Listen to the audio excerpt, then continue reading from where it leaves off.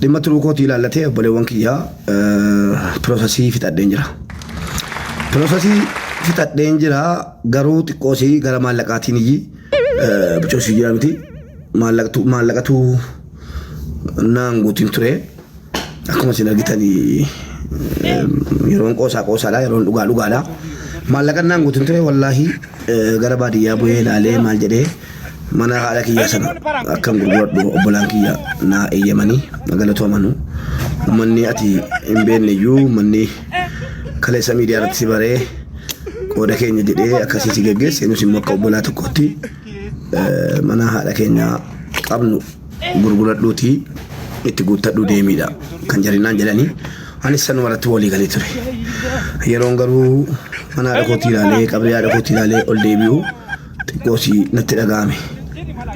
Manicha gurguruun akka maatii koo gurguruu wayii natti fakkaate jennaan mana haadha kootii gurguree dhaqee yaalamurra hafu yaalumti kooyyuu jedheen murteessee akkuma isinitti maallaqaa namoota tokko biraa qaban ture akka carraa ta'ee warra maallaqa biraa qabu galatoomanuu tokko namaaf rifata bakka mana haadha kootii gurguramoo maallaqaan sin biraa qabu naa kennitu jennaanii si kenninaan gurgurinii naan jedhanii galatoomanuu maallaqni nan qaqqabnes akka waan na argameeti akkanatti himametti si ergameera kan jedhutu yuunti naa dhee mana haadha keetii gurgurteen balleessiniiti maallaqa nu biraa qabdu si kenninaadha kan naan jedhame.